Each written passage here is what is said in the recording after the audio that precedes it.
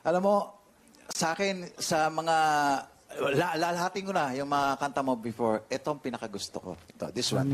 Parang pumili ng kantang magugustuhan ng ating audience. That's number one, key.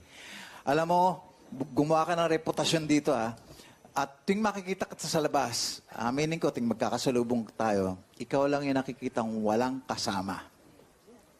Wala. Ikaw lang mag-isa. You're all alone. I think